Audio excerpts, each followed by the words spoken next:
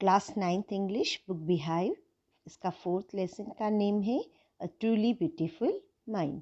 Beautiful mind यहाँ किसकी बात की जा रही है? एल्बर्ट आइंस्टीन की। एल्बर्ट आइंस्टीन एक फेमस फिजिकिस्ट हैं और जिन्हें उनकी थ्योरी ऑफ रिलेटिविटी के लिए नोबेल प्राइज़ मिला।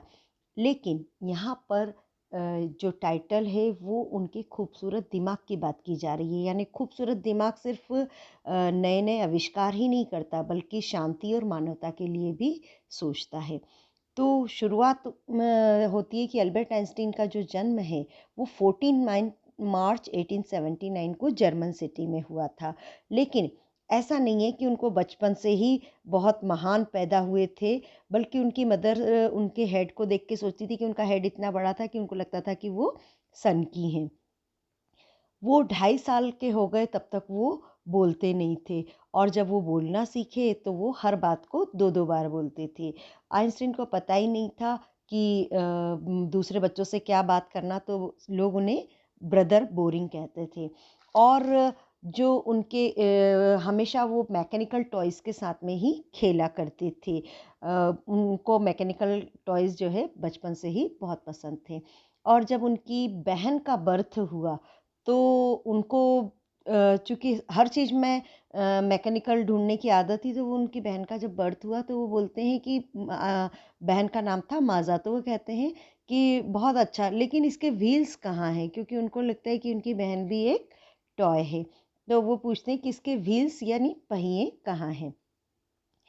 जो एल्बर्ट आइंस्टीन थे, जैसा कि पहले ही बताया कि शुरू से ही बहुत होशियार नहीं माने जाते थे, तो एक बार हेडमास्टर ने उनके फादर को बुला के बोला कि आप जो है इसके कोई भी प्रोफेशन चूज़ कर दीजिए क्योंकि ये सक्सेस होने वाला नहीं है। और उनकी मदर चाहती थी कि वो वायलिन सीखें, तो वो वायलिन बजाना सीखते रहे, जो वो लाइफलाइन बजाते रहे। लेकिन ऐसा नहीं है कि उनके हेडमास्टर ने कह दिया कि वो अच्छे नहीं थे तो वो पढ़ने में बिल्कुल ही बेकार थे, बल्कि वो जब म्यूनिश में पढ़ते थे तब तक जो है उनके सारे सब्जेक्ट में जो ग्रेड्स थे वो बहुत अच्छे आते थे। और जब वो 15 साल के हो गए थे तब जो है वो उनकी जो फैमिली है वो मूव कर गई थी। वो स्कूल का जो डिसिप्लिन होता है, उस स्कूल के डिसिप्लिन को वो बिल्कुल भी पसंद नहीं करते थे, और इसलिए उन्होंने लगभग 15 साल की एज में उन्होंने उस स्कूल को छोड़ दिया। इसमें लिखा हुआ है at the age of 15 Einstein felt so stiff there that he left the school for good. उन्होंने सोचा स्कूल को छोड़ देना ही अच्छा है। लेकिन इसके बाद में उनके जो फैमिली है वो मिलान चली गई और आइंस्टीन को अपने एक रिलेटिव के पास छोड़ गई। लेकिन फिर आइंस्टीन जो है स्विट्ज़रलैंड में चले गए पढ़ने के लिए, क्योंकि उनको ऐसा लगता था स्विट्ज़रलैंड लिबरल है। लिबरल का मतलब होता है कि जो दूसरे के विचारों को मान्यता देता है। स्विट्ज़रलैंड जाके जो है वहाँ पर ऐसा नहीं है कि उनका इंटरेस्ट सिर्फ मैथ्स और फिज़िक्स में ही था, लेकिन वहाँ पर एक गर्ल आती है जिससे की दोस्ती होती है, और उस गर्ल का नाम रहता है मिलेवा मैरिक। और दोनों के बीच में दोस्ती होती है और दोनों एक दूसरे को पसंद करने लगते हैं, क्योंकि वो भी मैथ्स और फिज़िक्स में पढ़ने में बहुत होशियार रहती है और काफ़ी इंटेलिजेंट रहती है, और उसको आइंस्टीन को उसकी इंटेलिजेंसी बहुत ही इम्प्रेस करती है। और दोनों के जो विचार थे वो काफ़ी मिलते थे, क्योंकि दोनों ही फ़िलिस्तीनीज़ के अगेंस्ट थे, तो दोनों के विचार मिलते थे। और इसके साथ ही उन दोनों के बीच में लेटर्स का भी आदान प्रदान होता था, और दोनों लव लेटर्स लिखते थे एक दूसरे को। लेकिन यहाँ ये बताया कि दोनों के लव लेटर्स के बीच में भी फिज़िक्स आ जाता था जब भी कुछ लिखते थे।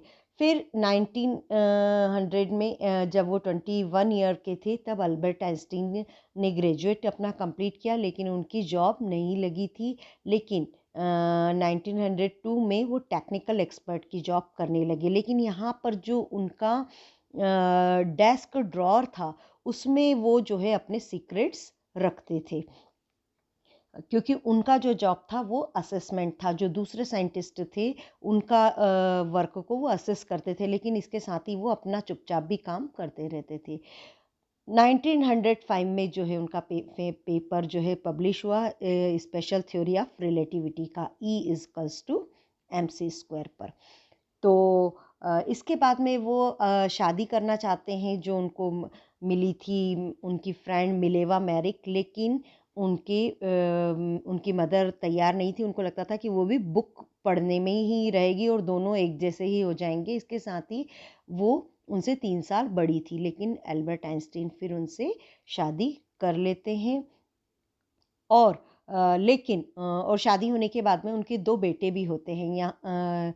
लेकिन यहाँ पर एक और बात नहीं बताई गई है कि उनकी एक बेटी भी थी, लेकिन पर बाद में शादी के बाद ये 2 बेटे होते हैं। लेकिन जो मिलेवा थी वो उसको भी लगता है कि उसने अपनी जो लाइफ है वो बहुत सेक्रीफाइस कर दी है और वो अनहैप्पी हाउसवाइफ बनकर रह गई। तो इन दोनों का जो है डाइवर्स हो जाता है 1919 में। और उसी साल डाइवर्स होने के बाद ही जो आइंस्टीन हैं वो अपनी कज़िन एल्सा से उसी साल शादी कर लेते हैं।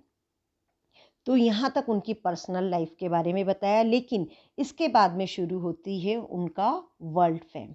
1915 में उनकी जो थ्योरी थी स्पेशल थ्योरी ऑफ रिलेटिविटी, तो उसको काफ़ी मान्यता मिली, क्योंकि जिस तरीके से उन्होंने बताया था कि ये जो टाइम है और डिस्टेंस है ये जो है एब्सोल्यूट नहीं है। तो उनकी जो थ्योरी है वो जब सोलर इक्लिप्स हुआ, सूर्य ग्रहण, तो ये थ्योरी जो है उनकी प्रूव हो गई और उनके जो वर्क है उसको साइंटिफिक रिवॉल्यूशन माना गया। और इसीलिए एल्बर्ट आइंस्टीन को 1921 में नोबेल प्राइज़ मिला। एक और बताया जाता है कि ये जो नोबेल प्राइज़ मनी थी ये सारी जो है उन्होंने अपनी जो वाइफ थी मिलेवा, भले ही डाइवर्स हो गया था लेकिन उन्होंने उनको ट्रांसफ़र कर दी थी अपने बच्चों के केयर के लिए। इसके बाद में शुरू होता है कि जब नाज़ीज़ आते हैं जर्मनी में 1933 में। आपको पता है नाज़ीज़ मतलब हिटलर की पार्टी।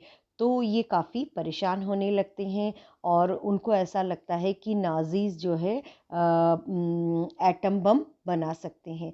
तो वो एक लेटर लिखते हैं अमेरिका के प्रेसिडेंट को अपने एक कलीग के कहने पर कि इस तरीके का एटम बम अगर बन गया तो वो पूरी जो है एयरपोर्ट को ख़त्म कर देगा।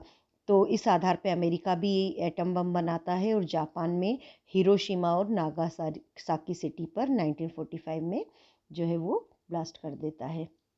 इससे वो बहुत दुखी होते हैं और काफ़ी पीस के लिए काम करते हैं, लेकिन वो बार बार कहते हैं और पॉलिटिक्स में भी आते हैं इसके लिए, और 76 ईयर में उनकी डेथ हो जाती है। लेकिन उनको एक ब्यूटीफुल माइंड पीस के लिए जाना जाता है।